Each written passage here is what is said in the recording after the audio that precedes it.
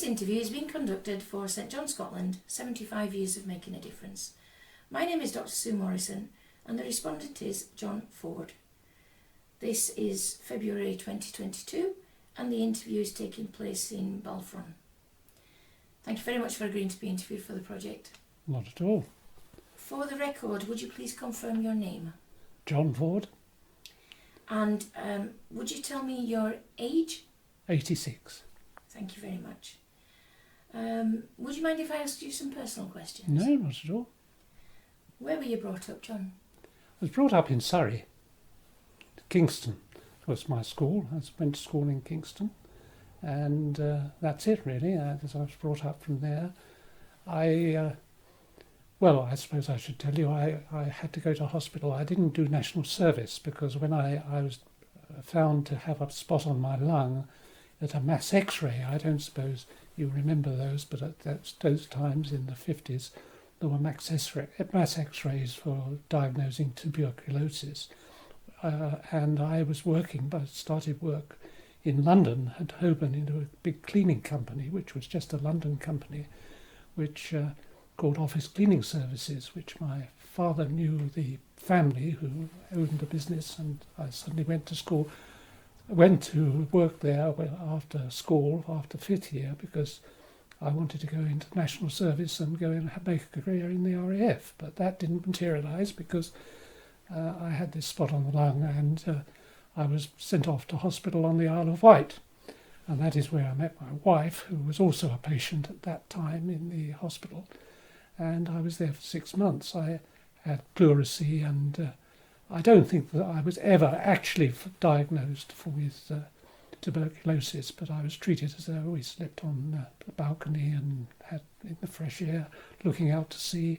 It was in many ways, it was a very changed experience for me. It taught me an awful lot about life.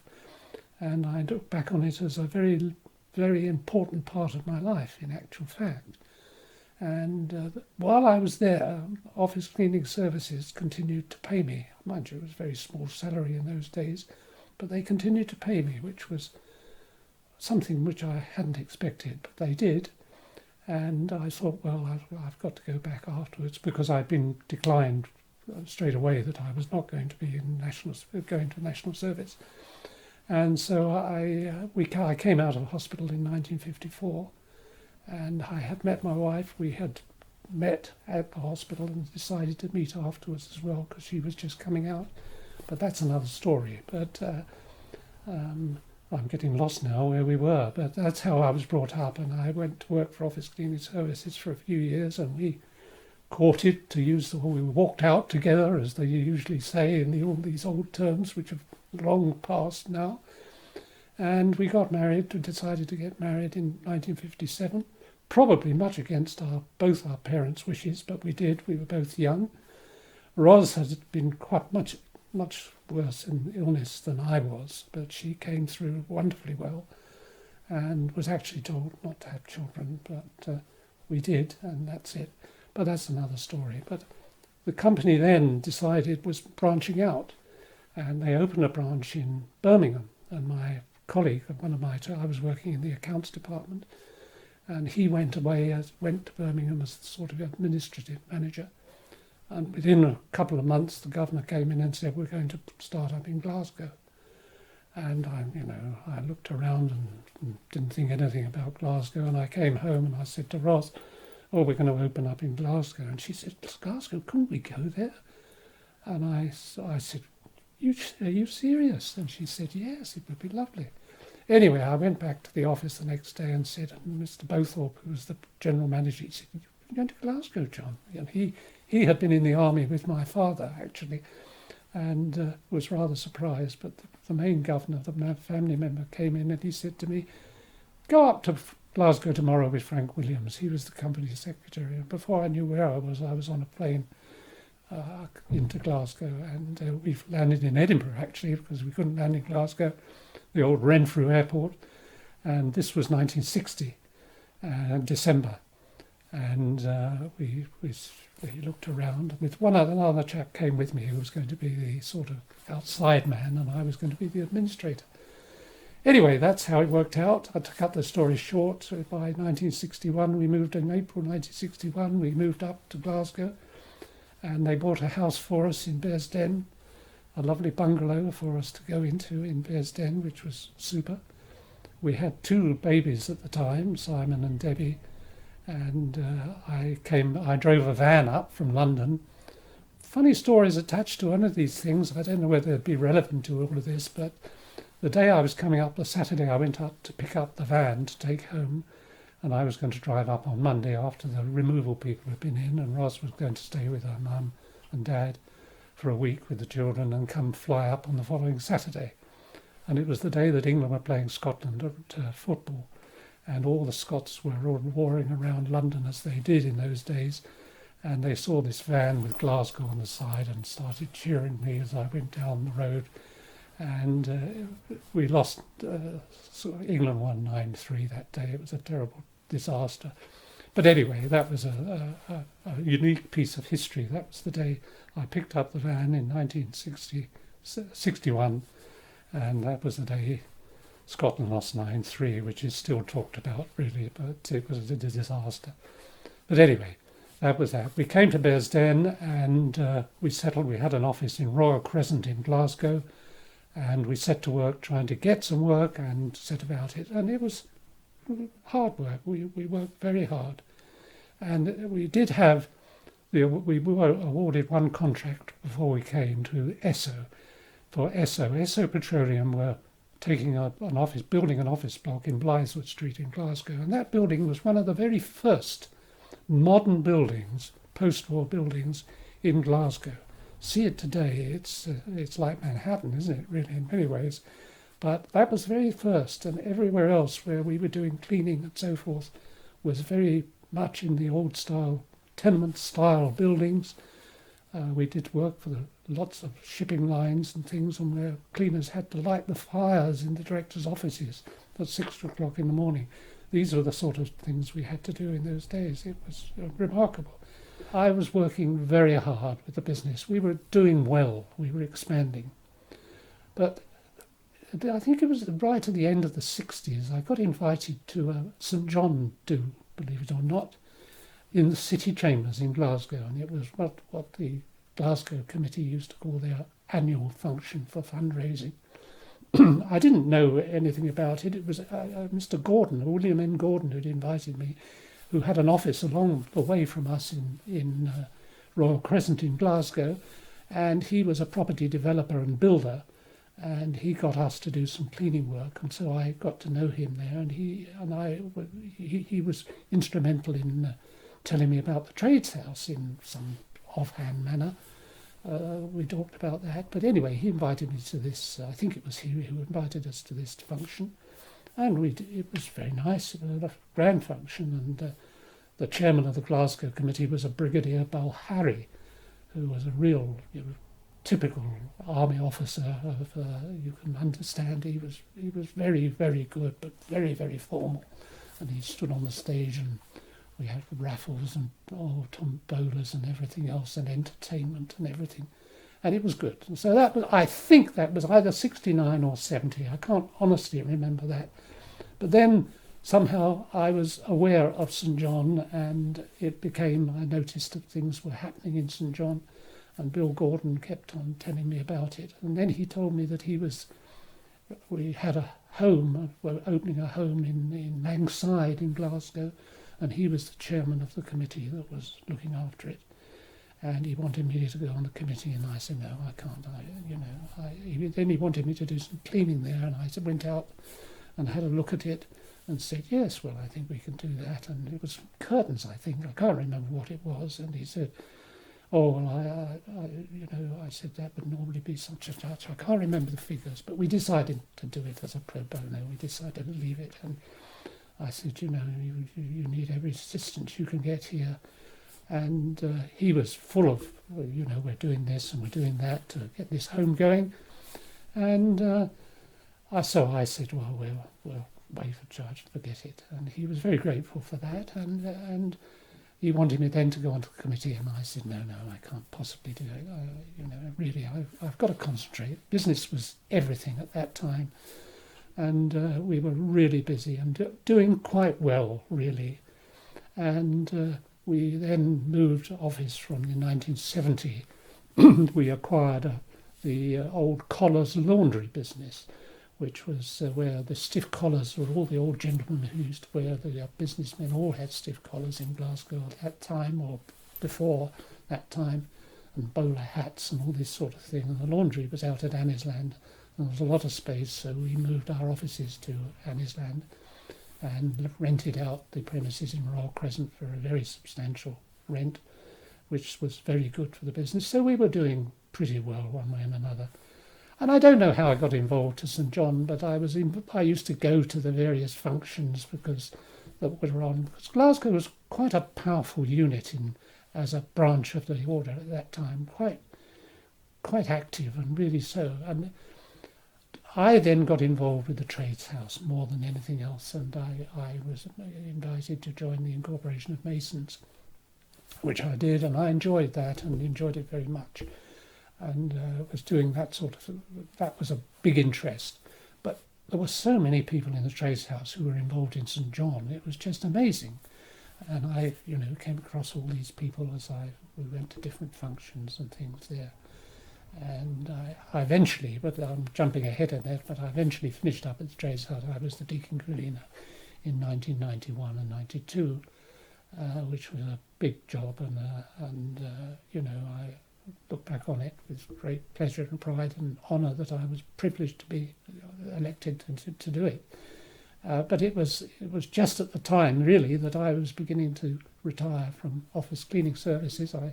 We were well established. The company had expanded greatly, and I was on the main board of the company down south by then. All of the original founders I told you about had all passed away and they'd gone. And I was doing fine, but it was younger members of the original family who were in. And we developed other companies throughout Scotland, and I was sort of in charge of all these things as they came along. I went to Belfast. I even went to the Falkland Islands with the company in 1982 because there was a question of contracting out work on the Falklands after the war. I went in 1989, after the war was 82. I went out to the Falklands. So I had a wonderful career with office cleaning services. Fantastic. I went to Canada and all places in Europe which I wouldn't have dreamed of knowing about at all.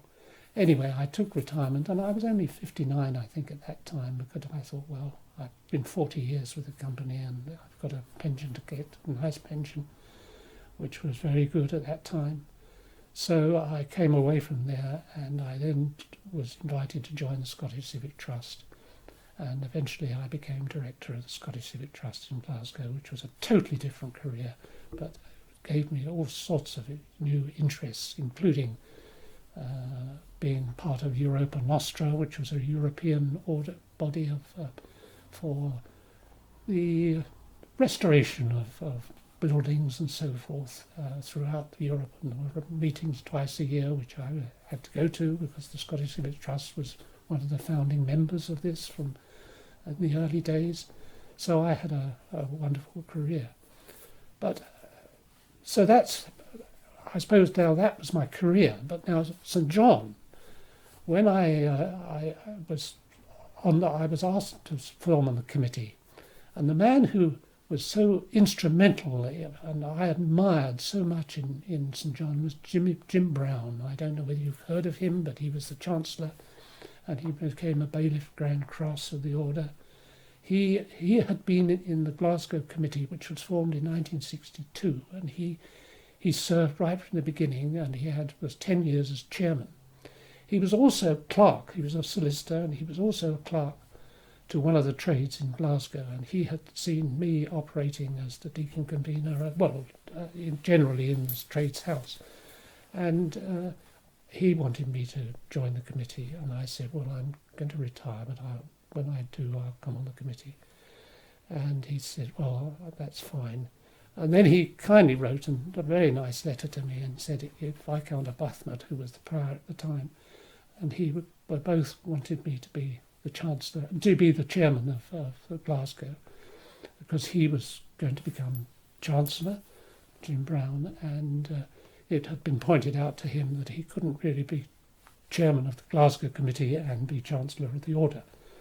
And I said, well, I can't come straight in and become your chairman. And he said, we agreed that I would serve for a year on the committee under his chairmanship. And then if everything worked out, I would take over as chairman. And that happened. I took over as chairman in 1992. And Jim had been there since 1962 for 30 years. And Glasgow was, by that time, had a home in Langside, it had a home in Newton Mearns, and it had a sheltered housing complex in Partick Hill in Glasgow, all run by the committee. And of course there was the St John associations, which were the workhorses of the thing, not the people who were in the order, but they were the workhorses of the people who did all the work at the functions and so forth. And Glasgow was very fortunate. There were lots of ladies, wives of members who were so enthusiastic, and they ran these homes, and well, it was really very strange in many ways, but things were changing. And one day the secretary, who was Ewan Murray, who was a great secretary for the order, but there were many before that time, names that may or may have not come up to you, Jerry Jordan, who was a knight of the order, and his wife, who was a dame of the order. There were several of them from Glasgow. And, I felt very privileged that they wanted me to be the chairman. And Jerry Jordan was the original secretary when I joined. And that changed to Ewan Murray. Ewan Murray was a devoted, he was a brilliant man in organisation. He'd been the secretary of the British Athletics Association, so he had retired from there, and he was a superb secretary. Didn't get on with everybody, but he was a very good secretary and got everything. And he and I were good. We got on very well. And anyway, now I've got to get with the train of thought where I was now. I'm talking so much, I'm losing trace of it. But yes, we had these three homes, and one day Ewan Murray came in and he said, we've just got to sign a new contract with Glasgow City Council for the transfer of people coming into our homes, you see, both in Newton Mearns and in, they would send people to the homes. And we read through all the details, and I got really quite concerned, quite frankly, because all the conditions that were in this document, which was so thick, it was unbelievable, that the responsibility of all this really came down to me as, at the end of the day, the buck stopped with me. And I was really a bit concerned about this, and I spoke to Jim Brown. He said, "Oh, don't worry about it." He said, "It's it's not been a problem at all." I said, "No," but we had two committees. We had a committee to run the Langside home and a committee to run the Newton Mearns home, which the house in Newton Mearns had been donated to the order by a family called Ross, and it had been beautifully. These homes were superb, and they were run very well indeed by the staff there and supervised by our committees, one for each individual, and the sheltered housing complex. There was a board of directors for that one of various members. But as I say, the chairman of the order was the one who was the responsibility, and I took this very seriously. And I decided in discussion with the committee that I thought we didn't need separate committees for these homes. We needed one committee to run all our homes and run them properly. And in fact, my wife went on to was asked to go onto the committee at Langside Home, and she went there, and she sat in for a couple of meetings, and she was really quite shaken because the matron of the home was not in on the meeting of the committee. She was asked to come in halfway through the meeting and give her report. So she wasn't there for any of the decisions. And Roz, my wife, said, "This is all wrong. The matron has got to be there in the committee. You can't have a committee to then making a decision and then going and tell her that's what she's got to do without having her approval that it was possible or whatever." So I then thought about this greatly, and then I decided, and she resigned. She said, "Yeah, I can't go on with this." And she told the chairman, who was Bill Fleming by that time. Bill Gordon had moved away to France and was living in Glasgow as well, but he I forget when he died, but it was soon after that he died. But he was a very powerful man in the early days. And the chairman of the home in Newton Mearns was Ian Smale, who was also very good, and very good at raising money and so forth. But I felt we needed somebody running that committee who was conversant with exactly what was required medically and all of that. And we picked a chap we had, Robert Best, who was had worked for the health board all his life in various capacities, ideal in terms of supervising these homes, because he knew what all was going on in these sort of situations. So I appointed him as the chairman after discussion with the committee, and we formed one committee to run both homes, and that proved well. But unfortunately, one of the Ian Smale didn't take very kindly to it. He thought he was very cross and very, very annoyed about it that he was being replaced. And that was a shame, because he'd done a great job, and he's still alive today as far as I know, and he's in a home in Bears Den. And I used to see him subsequently.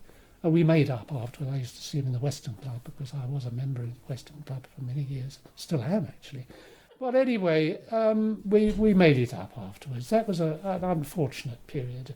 And the thing about the homes then were developing in the wrong way, because it wasn't through us. Our rooms were double bedded. And of course there were new rules coming in with the Care Commission and all of this sort of thing, that every room had to be single and had to be en suite. Well, Langside could not possibly, in fact both of the homes could not possibly be adapted for single rooms.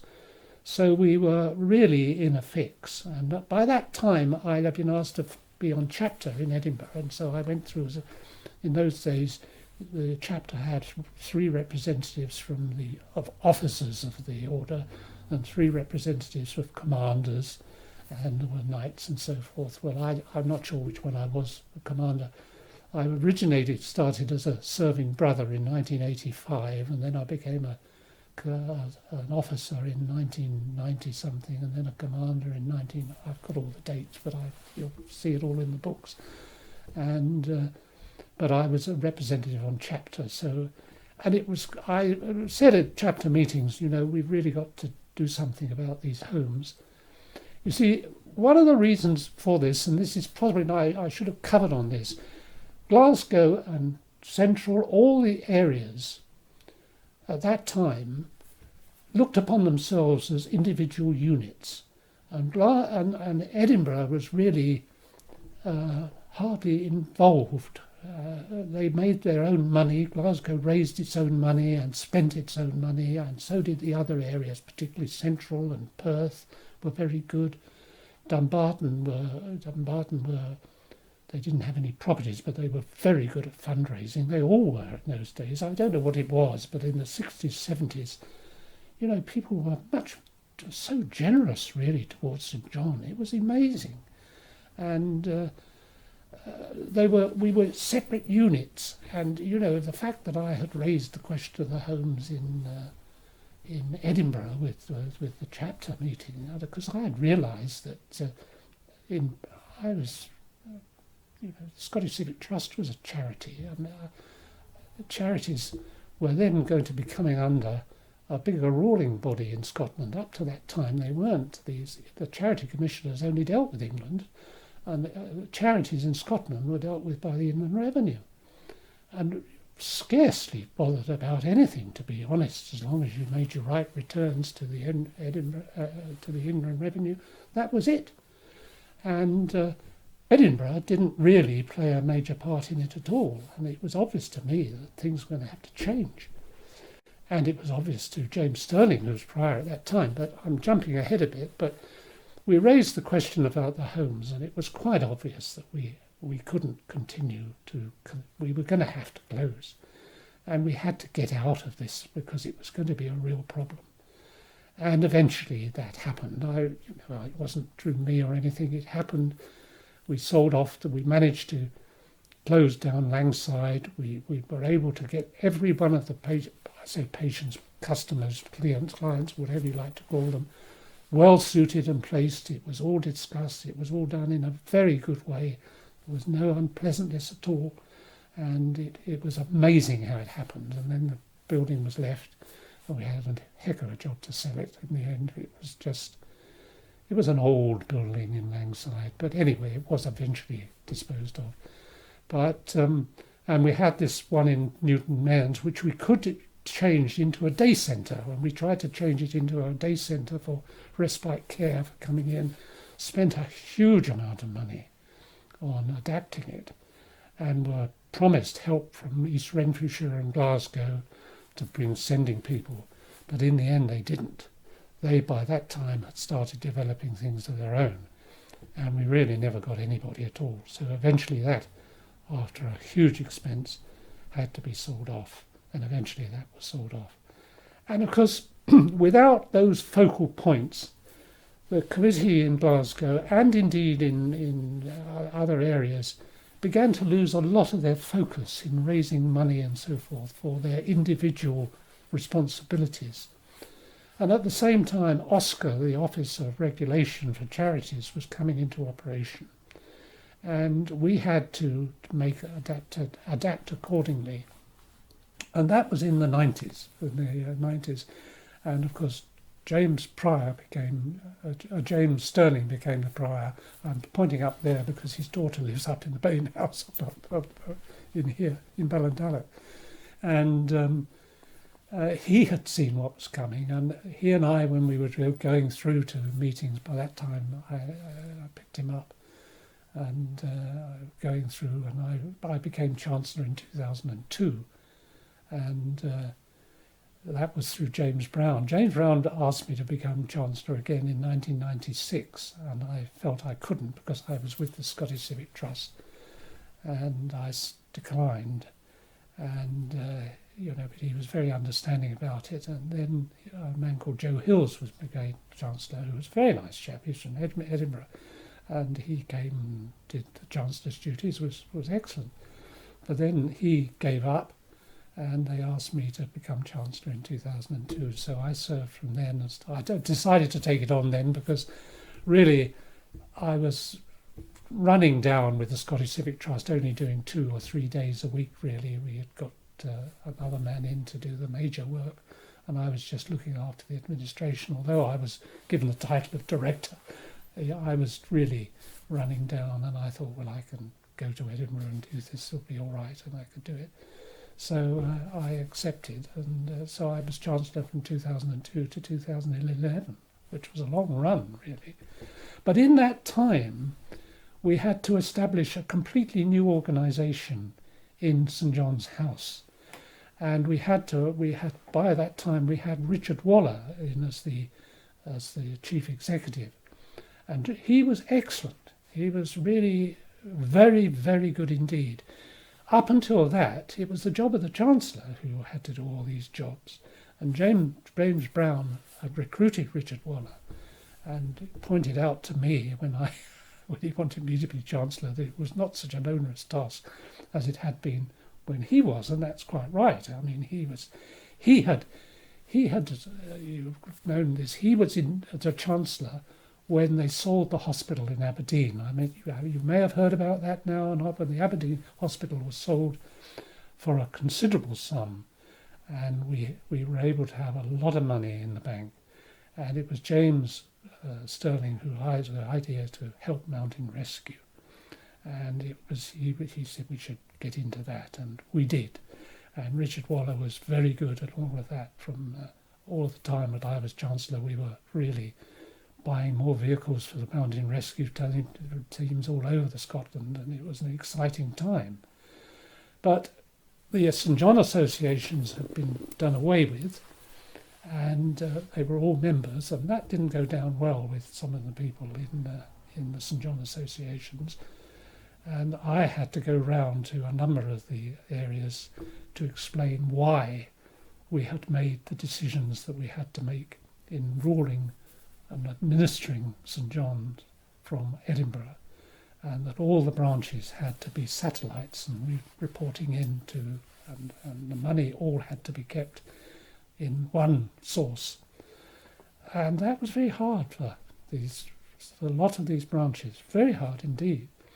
And I remember going to Glasgow, and the chairman at that time was Bill Somerville, and he said, would I come to the AGM and talk about what was going to happen? And I said, yes, of course I will. He said, you're going to have a hard time. And I said, why am I? He said, oh yes. And he said, you're going to get quite a lot of questions, because we're not pleased, you know. Anyway, I went, and I thought I was going to have a long, bad time, and I explained as best I could why we had to conform to the Charity of Gloucester, and why it was very important that otherwise we could be held responsible, we would be breaking the laws and so forth, the new laws that were coming in for affecting charities. And it didn't affect you personally here, you could carry on, but there was the administrative body had to be Edinburgh.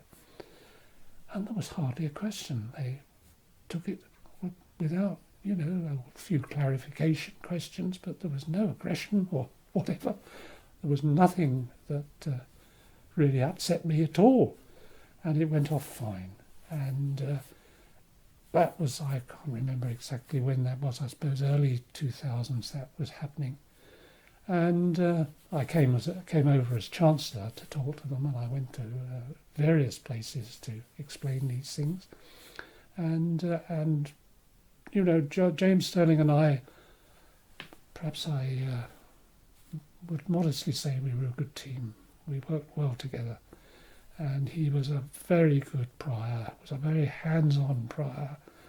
And he was the Lord Lieutenant, as you probably know, for 25 years. And of course, when he had to retire at 75 from that, because that's the regulation, and he, of course, was knighted.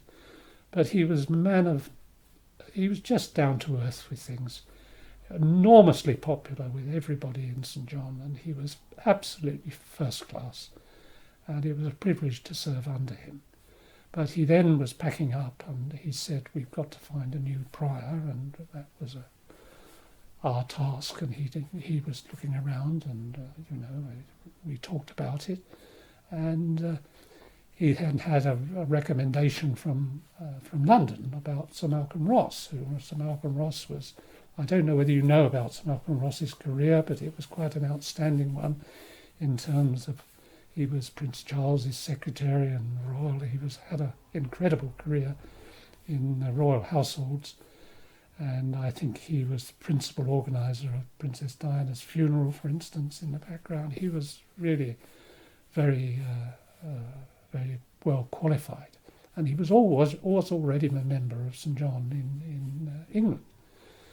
And James Sterling decided to ask him about it, and he said, would he come and have dinner lunch with his wife, and James and his wife, and Ros and I, and our treasurer, whose name is now going to, this is my trouble now at my age, I can't remember names, but he was our treasurer for many years, lovely chap, and he and his wife, we had dinner, and we had it over in Cooper Angus, because Lady Sterling, Fiona Sterling, had an estate of her family had an estate over near Cooper Angus, and which is still in the family, so that we went there to have lunch, and and we met Sir Malcolm and his wife, and that was the first time, and we met him, and then he decided he would become the prior and accepted, so that was all fine.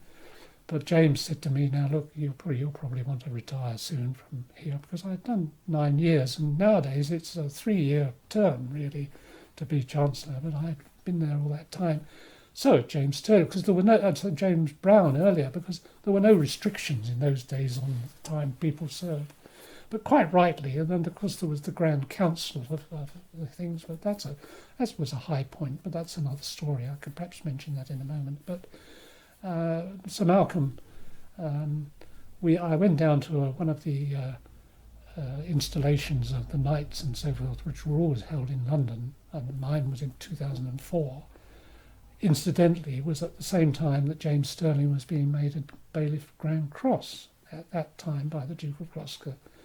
And on that occasion, Nelson Mandela was also being made a Bailiff Grand Cross, and he had come over to England to accept this honour and do other things. He went to have tea with the Queen and all that sort of thing. But he was very ill, and this would be 2004. And I was talking to my opposite number from South Africa, who was the Chancellor in South Africa. His name was something like Joburg or something like. He's in the things, but he was very nice. We were just chatting away. And he said to me, "It's so good we've got the President to come on this trip, because he's very ill, and this will probably be his last visit to England." And I said, "Really?" And he said, "Well, I think so." He said, "But so we're very fortunate that we've been able to get him to come here." And I thought, really? Well, anyway, we went to the ceremony here, and when the ceremony for him to be knighted and made a Bailiff Grand Cross, he stood up and made a little speech. And it was lovely. His moderate tone was just so moving. And his wife was there with in wonderful array of finery as they do in South Africa. And she was charming. And we were going to have a dinner in the evening for him at, I forget, one of the clubs, I forget which club it was, but we were all invited to go to this dinner, and Duke of Kent and the Duchess were there.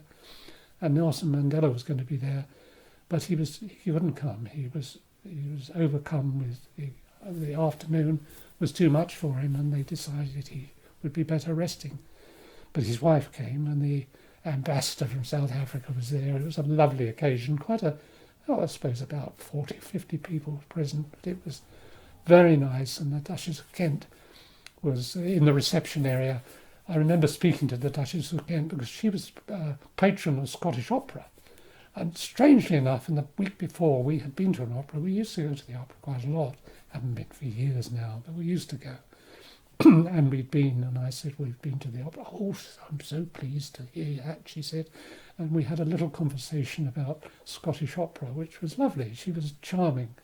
And we had this lovely dinner, but unfortunately Nelson Mandela wasn't there. But at least I can say I did see him and heard him speak, and it was lovely. It was really moving to hear him talk on that occasion, where the hall was magnificently in St James's Palace it was, and it was just wonderful. And I was made a knight at the same time. I was knighted by the Duke of Gloucester. And so that's a brief history, really. And I retired. It was agreed that I would stay on as Chancellor, and I would stay on for a year with Sir Malcolm. And I remember I went. It hadn't been announced he was going to be our prior, and I went down to one of the functions of the knighting. They were only held every 3 years, and I went down as a knight, not just to be there as a representative of Scotland, because one or two of our people were being made knights and dames and so forth.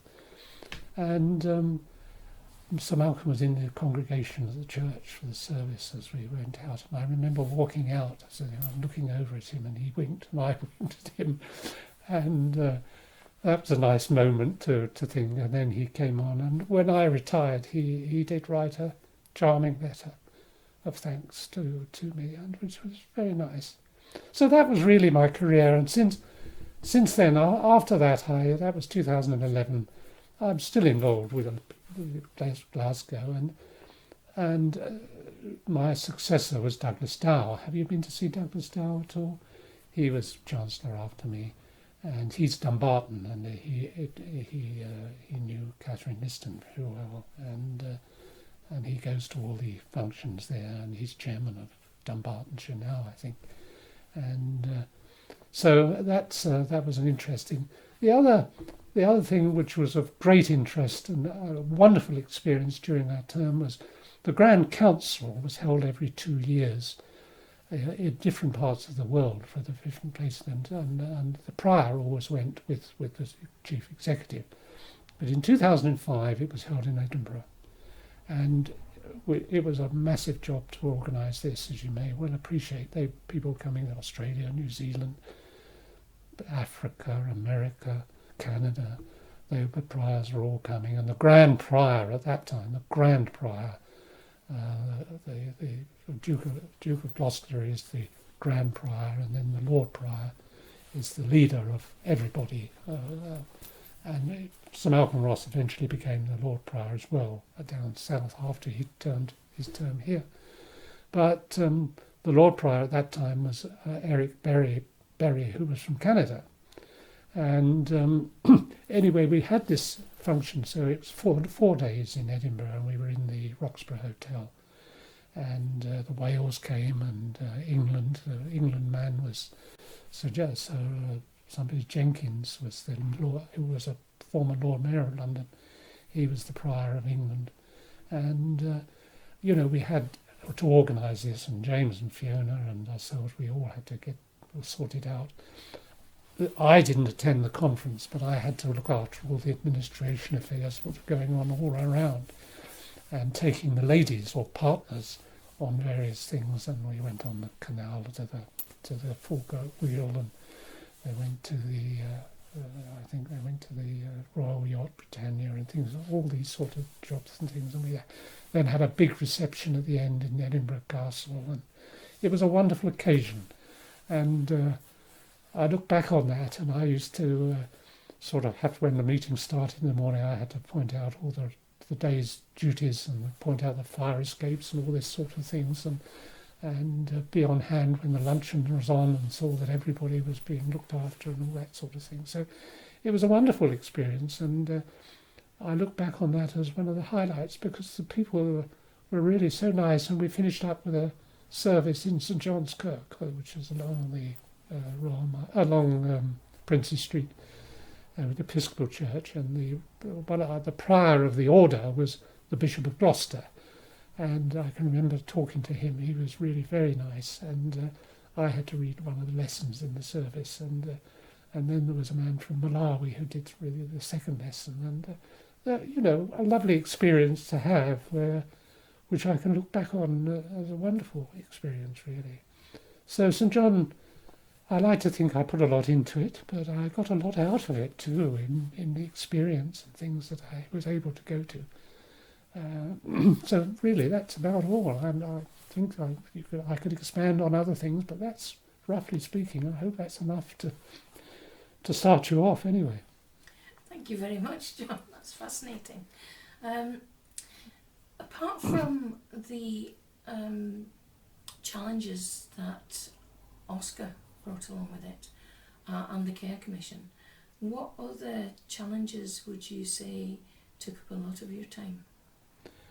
Well, a lot of it was the running of the homes. There were always problems in the homes. When I was chairman, I would hear about them, and obviously want to know about them, because they were reported to the order committees. The chairman always gave a report of what was going on. And there were always a lot of things there. Yes, that was all. We organised functions. We always had we had an annual function that had to be organised, and we always had entertainment. We used to have it in the city chambers, but we couldn't afterwards, because the ladies all did the buffet. The ladies did the buffet, and the rules of the city chambers were that the caterers there had to do all the cooking. So that defeated the object of what was so much part of the St John function. So we moved to the Trades House.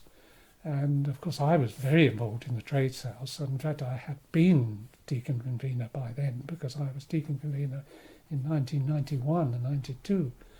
And that's a big job. I don't know whether you know anything about that, but it's not relevant. But you're on the go with something virtually every day of the year. And you're involved in the city chambers. So I knew people in the city chambers. The provost was always with the provost and so forth.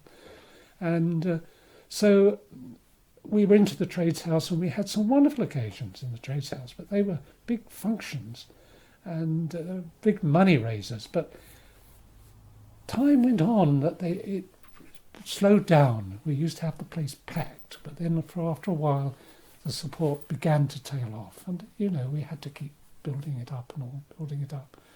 No, I don't think there were any just general administrative duties. It was just seeing that things were running properly. There were always queries about something or other in the homes going on, and indeed in the order for the different events we had. We had a number of events, so it wasn't just this main one. We used to have concerts and things in Glasgow. Glasgow, in the early days when I was involved in the 70s and 80s, was hugely active with things. It was very, very active. It raised a lot of money. And all the money went to the homes, to run the homes.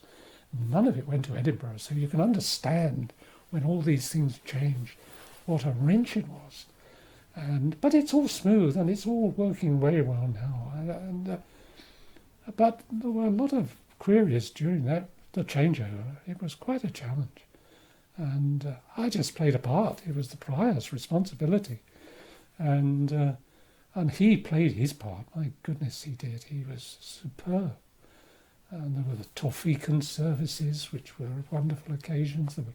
We used to have the St Andrew's Day service in St Giles Cathedral, where we used to process in.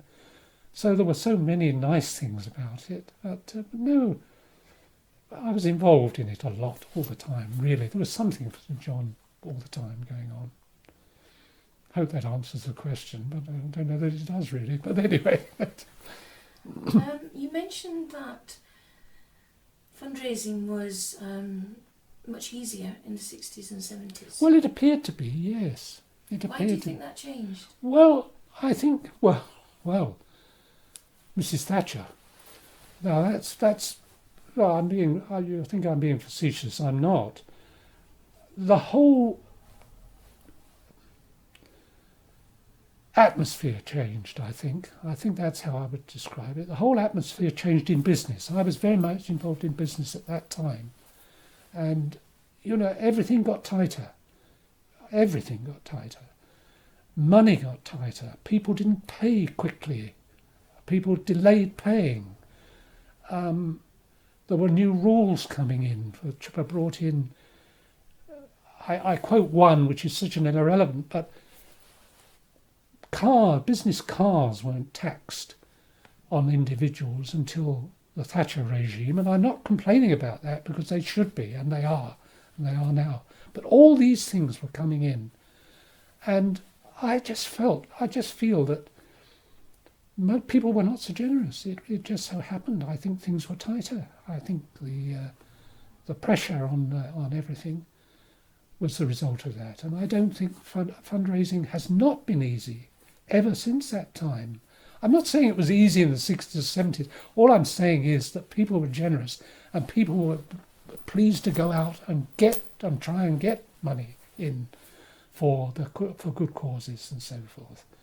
And it was remarkable what Glasgow achieved in those early days. It really was. I mean, they didn't have to borrow money from Edinburgh or anything. It was totally financed from the committee and the members in Glasgow, these homes. Amazing, really, when you look back on it. And really, the homes were lovely homes. They were absolutely first class. We never made a profit on them.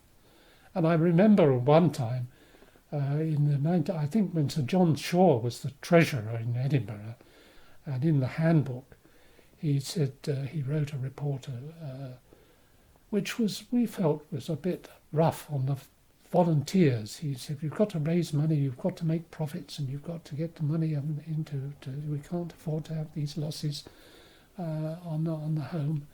But we had reserves and all that sort of thing. And, it upset a lot of people. And I remember I wrote and spoke to Jim Brown, who was the Chancellor at the time. I said, this is Jim, this is not doing any good. It really isn't. And he took it up, and then Sir John Shaw asked me to go through, and we had a chat with Jim Brown, and we had a chat, and he changed it a bit. And he was okay, and I then explained it all to the committee and that sort of thing, and so that was a little bit of a hassle, which was a bit of a worry at one time. It wasn't intended; it was just how it happened, because he was he was the governor of the Bank of Scotland, And we went to see him in his palatial residence in the Mound to meet him. That was an experience in itself, and it was super. But yes, I think the era of after Mrs. Thatcher, and of course she came in after Callaghan's government when everything was tight at that time, and I mean it was a dramatic change, really dramatic change, and I mean I can't say I approved of Mrs. Thatcher greatly, but she was determined to get these things done, and if you look back on her, well, I won't say any more. If you look at the situation today, look at it. I mean, it's just horrendous. But she was straight down the line. She wasn't going to be diverted from what she wanted, and she got it. And I think, we've never been the same since.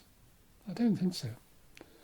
And business hasn't been the same. I mean, there's no loyalty left in business now. I mean, it's all cutthroat.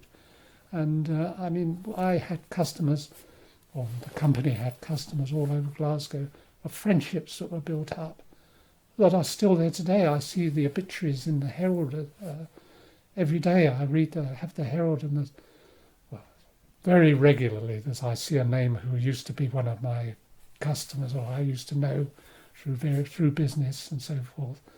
And I just don't know why I've lived so long to be able to see all this, but because all the wonderful people we had in Glasgow, they've all passed on now. It's a totally new setup, and the new chairman lady, Margaret McAdam, she's doing a grand job, but the things are different now, the defibrillators and all those sort of things. And the secretary of Glasgow is excellent, and I'm sure that I hear all the news. I'm still a member. I get all the information from them. But I don't get any information from Edinburgh. I don't hear from Edinburgh at all now. I mean, neither should I. But I was very upset. I didn't know that Mark Strudwick had died until well after he died, which was terrible. I think out of courtesy we should have been informed about that. We didn't know about that at all. I don't get any information. I just get a standard St. John newsletter thing that comes through on the internet, and but I can't play a part now. I mean, I don't go to the festivals.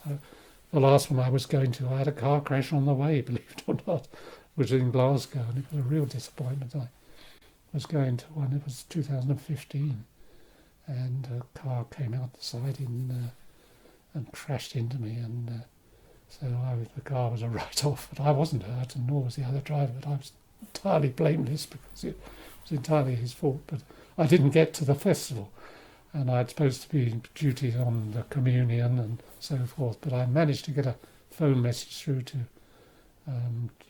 one of the members, Charlie Munro's daughter, who was there, and I had her mobile, and I left a message and say, please tell the prior I've been in an accident, I can't be there. And eventually they knew, and that evening James Pryor called in. He called at the door in that evening, and I wasn't hurt at all. I was okay, but it was shaken up. But that's what I haven't been to a festival since the last one, since 2011. One of the reasons is that I was always taught in business. I always felt in business. I saw it in my own company that when people retired and then kept coming back, they were not always welcome, and they became a bit of a nuisance. And when I retired from OCS, I kept in touch with a lot of people, but I never went back to the office. And I felt that sort of thing with St. John. For the first few years I thought, just stay out of it. Your successor doesn't want me standing around. And so I didn't go back. But I then had this atrial fibrillation, and I really couldn't go, really. It just became too much. And it is, I was going to go. I did go through in 2016 to see Mark Strudwick installed, I think it was 16, or was it 18? 16. See Mark Strudwick installed as prior. And that was incidentally the same time as Catherine was made a dame. Catherine Minster was made a dame at that meeting by the Duke of Gloucester. And I did go to that, and but I didn't go back to the luncheon and things afterwards. I gave that a miss. Because I do find it tiring travelling. I'm all right in the car, but travelling and walking between and getting taxis and all that, I find it quite an ordeal. And so I haven't been going to those things. But perhaps next year, maybe. I don't know. I'll see how things go. Would you say that St John Scotland promotes itself well? Not really. I think it should promote itself more. I think we should. I'm not going to say how. I want to say just more. I know finance plays a big part. But yes, a lot of people don't know what St John does. And I've had to tell so many people when St John's name comes up, it's we can't do anything St John's Ambulance in Scotland because it's St Andrew's. And we had discussions during the time about that too. We met Richard Waller and used to meet the chief executive of St Andrew's, and there was no aggression between the two organisations. We got on well. I remember going to a dinner from the Dumbartonshire group, and I was just there as a guest, but the principal speaker was the local director of the St Andrews, and he and I had he was sitting next to me, and we had got on fine. And there was room for us both, and I'm sure there is still room for us both doing work. And St John's Ambulance in London, in England, they do a wonderful job. I can never remember going to. I remember going to the theatre. Even there was a St John's Ambulance man sitting in theatres when we were young, and we used to go out. And then the cinemas, there were even St John's people in cinemas, just sitting there. Wonderful, really, but little did I know then that I was going to get so involved with St John. Just amazing.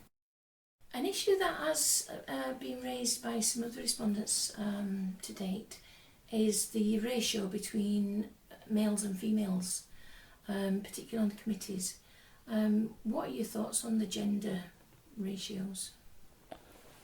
Well, we always had, in Glasgow, we always had equal. I say equal. We had plenty of ladies and men. That was never an issue, as far as I'm concerned.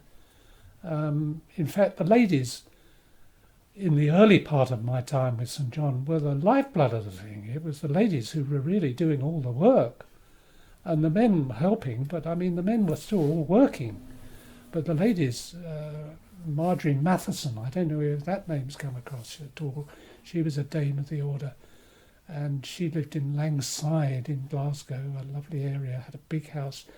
She gave a garden party every June for St John, and she ruled the committee. And she at her funeral, I remember her son said he always felt sorry for the ladies' committee of St Order of St John under his mother's command, and in a nice sort of way. She was a real boss, and we had the women were always I can't think it was ever a problem in my time, not really at all, and there were just as many dames as knights. And I think people were given these honours in the 60s and 70s much quicker and much easier than they are now. They're not given lightly now at all.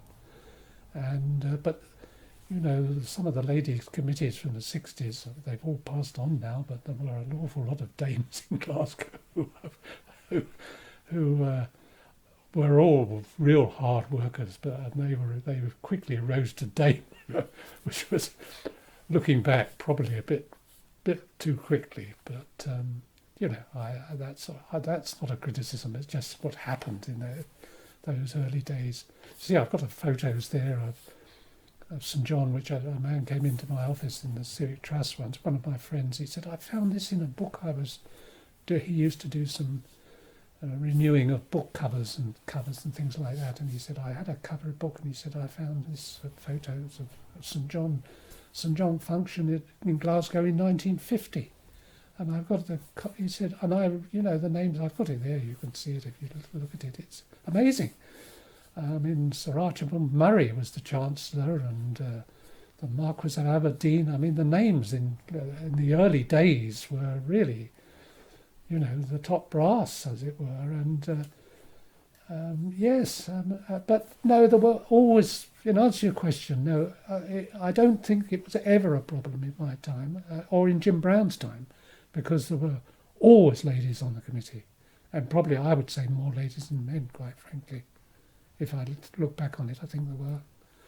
But there were also very good men. They were always good treasurers. And we, in the St John Association, Sir David McNee was the chairman once for a few, the ex-Chief Constable of Strathclyde and Commissioner of London. And this brigadier who was there when the days when I first joined. And there have been some excellent people with St John, but the name has never really got through as it should have done.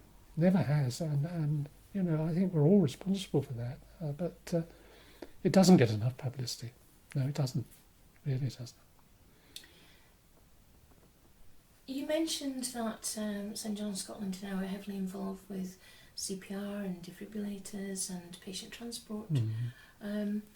What do you think of those moves? Oh, I think they're excellent. Yes, patient transport was involved in our days too. Our days in Dumfries and Stranraer, and they were very strong. There was John Calvert I don't know whether you've heard. John Calvert was a wonderful man, Dr. Calvert, and so is his wife. And his wife and I, we exchange Christmas cards every year. And to this day, she had lost her leg, and I don't know whether you've met her. I've met her. You have. Well, she's a wonderful lady. She is, absolutely.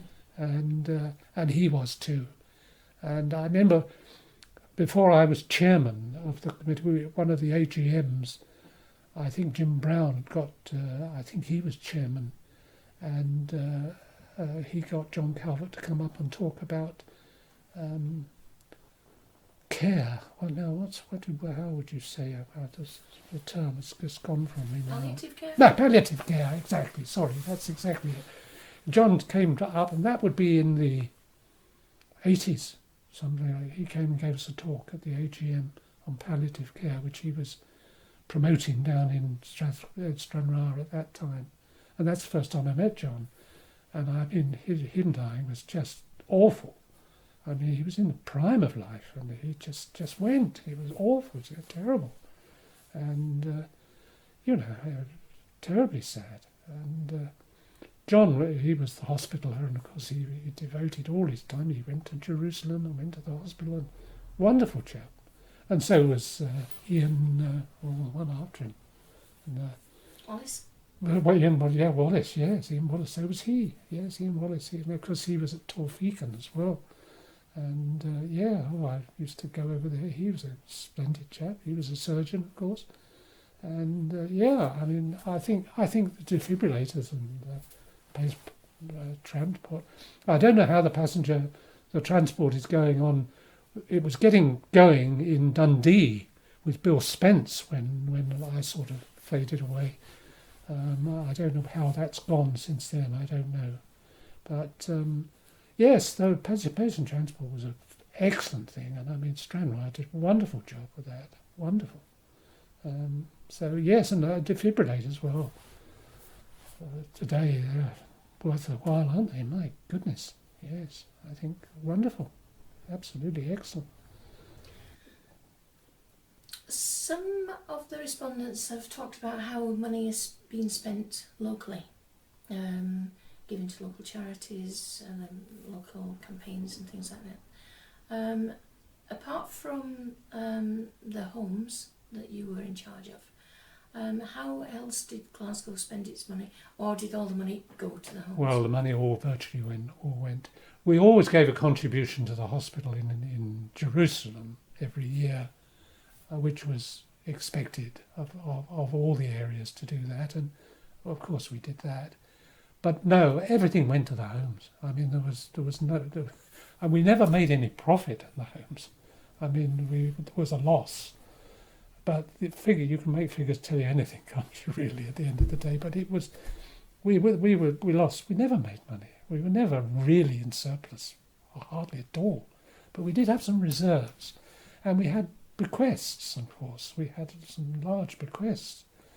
There was the Crichton bequest. A lovely man, Walter Crichton, and his wife died years ago now. And there were so many good people. I mean, I can't remember all the names now, but they were all fantastic. And yes, I mean, there was some. It was great. But the homes, it was a shame because they were well run. The people were happy, and I mean, I remember one of the ladies phoned me, said, "Have you got to do this committee? And have we got to jail? We've got to sell them? We've got to." I said, "I'm afraid we have." She was almost in tears. She was one of the helpers, not a paid employer, but one of the St John members. And yes, so it was a hard time, really, it really was. But there we are. What was I say? Finding volunteers has become a particular issue in more recent years. Yes. How was it back when you started? Well, we didn't really lack volunteers. Glasgow just seemed to mushroom with people, and we didn't. There was no. We were always for the homes to help out in the homes and the functions. Yes, we didn't really have any bother with that at all. It's only when you move into other things, of course. I mean, we were so focused on the homes. That was all we were doing, really. And that was it. I mean, so... but we didn't have real problems. We always had people. That sounds terribly complacent, but I'm not being complacent, but they were. We didn't... They just were there. If somebody else was needed, Marjorie Matheson would find them. You know, she was a Tartar. She used to get around and get people. She would bring them in from all walks of life. And the ladies were expected for the initial Glasgow dues. This is an interesting point. They were expected to prepare food for 10 people, and it was at their cost. They paid for it, and you know. Not because we were mean, we were happy to do it, and Ros would do it. But she did raise the point that, you know, is it really fair to ask some of all these people to pay to produce a meal for, or something for 10 people? If I say a meal like a quiche or something, or some part of the meal for 10 people. And that has changed. And Ros really brought that to light, first of all. She said, you know, this is wrong, and somebody else raised it, and it was wrong. But at that time, these people, it wasn't a problem for any of them at that time. But as time wore on, there were some people who couldn't perhaps do it. And yes, so that was a change that was brought in. Which is still run today, as far as I know. But I mean, the last 2 years have been a washout, really, in terms of anything. So, but Glasgow's kept going, and they've had their AGMs on Zoom and something. I don't join in on Zoom, I'm afraid. I don't get in on that, but I hear all about it afterwards, and the minutes come through on the web and so on their computer. And so yeah, they've done well, and they've still kept going. So good luck to them. I think they're doing fine, but it's another world from the one I was in. Are you still in touch with people? Oh yes, yes. Oh certainly, yes. I know some of them very well. I mean, you know, the secretary and her husband of Glasgow. I know him through the Trades House, and she's the daughter of Jerry Jordan, who I mentioned some time ago. So I've known them for years. And yes, I've still got many from Charlie Munro. Do you know Charlie, did you mention? He sent a written report in, I think. But he was chairman of our committee for his fundraising in Glasgow. And when the St John Association was still running, I appointed him to be chairman. And he did a grand job. He started up the art show, which raised a lot of money in Glasgow. Well, that was Charlie Munro's idea. And he saw that through. The pictures behind you here in this room, the big one of Stirling, we bought that at the St John Art Show. And there's a picture downstairs where he had coffee earlier on. We bought that there too. We've got 4, I think, that we bought in the art show, pictures up. And the early days of that raised loads of money. And strangely enough, it was held in the headquarters of St Andrews Ambulance Society in Glasgow by the Theatre Royal. In the early days, that's where it was held. And so, there's an example of working together, if ever there was. But, I mean, Charlie Munro started that, which was great. And Glasgow did a wonderful job. Still going, still happens. And doesn't raise quite so much money now, but it's still going. It takes a lot of organisation. Tremendous. Getting the people to pay, to paint. And funny enough, the Trades House had one this year and did it all online.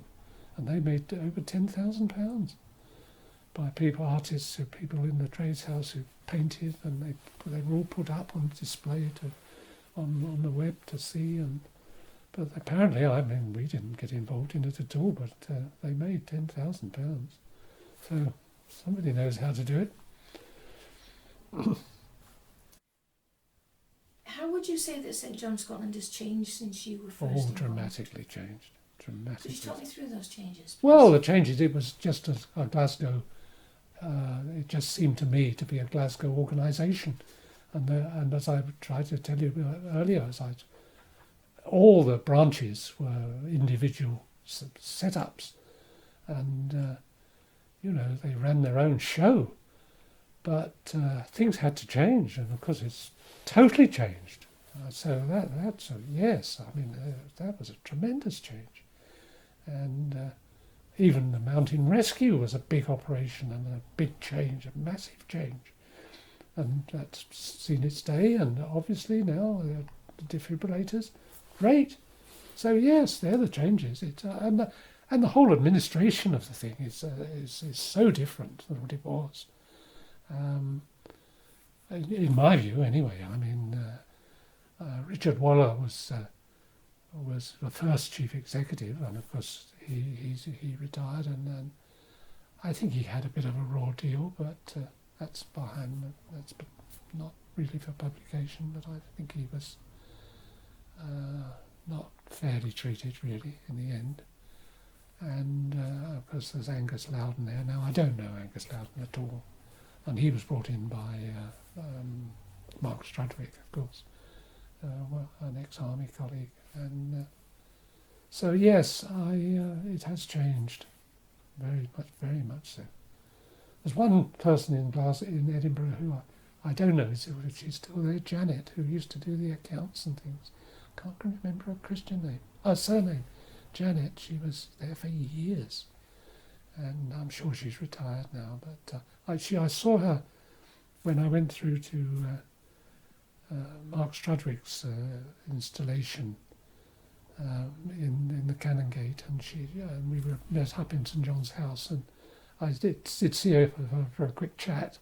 But she was all right. But I don't think she was working there. I never found out really, because everybody was changed in the staff and everything. I didn't know who was who. And I've never met Kaylee, never met her at all. I don't know. I think I know what she looked like. I saw a picture of her in one of the things. But I've corresponded with her, that's all.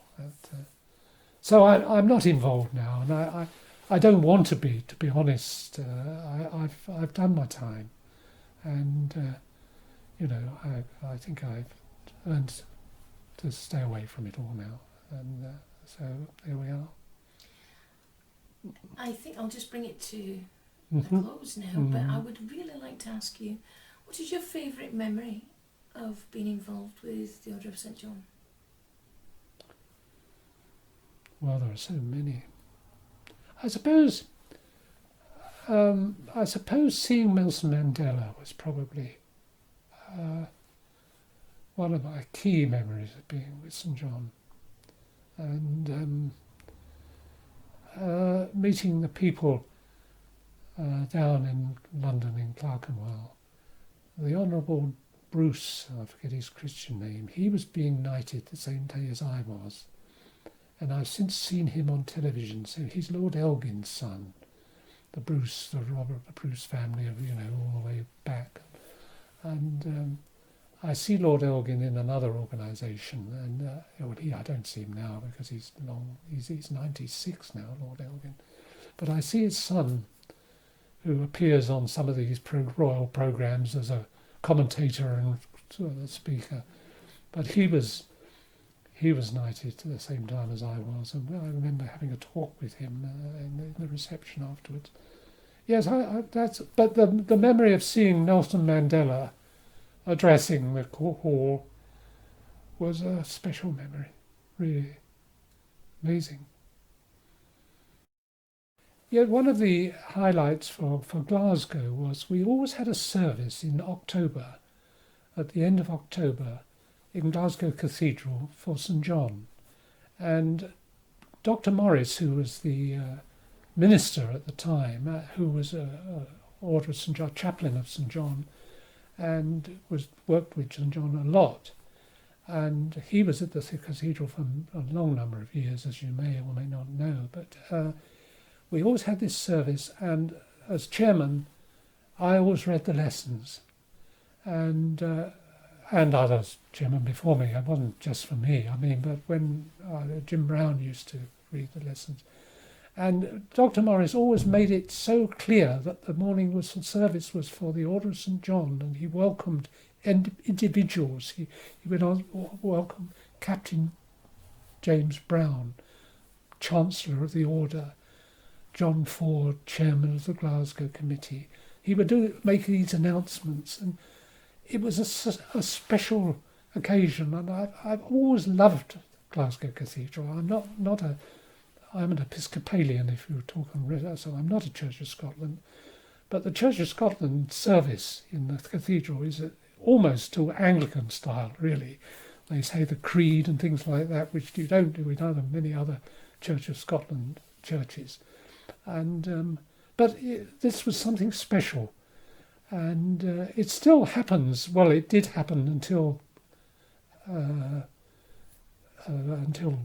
coronavirus, really. It did happen. And whether it's starting again now, I think the current minister there, Mark Johnson, I think he would be very keen to do it. But I don't know. The one before him was, I can't think of his name now. Whitney. I don't know whether the service it lost its impact. Let's put it that way. It wasn't the same function. And always after the luncheon, always after the service, Marjorie Matheson, who I've told you about, invited Dr Morris and his wife, James Brown and his wife, and Ros and myself to lunch. We always had a big roast dinner after the service at Glasgow Cathedral. Wonderful days. We had a lovely time. And Dr Morris's wife, who was quite a star in her own way, the chairman of the parole board and things like that, but she was wonderful. But that was a very special memory for us, really. Lovely occasion. Oh, and the other one was Jerry Jordan. I forgot him. Jerry Jordan always came. He was the secretary of the order at that time. And his wife, Ella. She was a dame as well, Ella. And so we all sat around the table, and it was lovely. Very, really, very nice with Dr Morris. Dr Morris was a lovely man. Really excellent. That's all, really. Thank you. I think that's all of my questions. Is there anything you would like to add? I don't think so, really. Thank you, Sue. I think I've talked too much, really. Not at all. Thank you very much, John.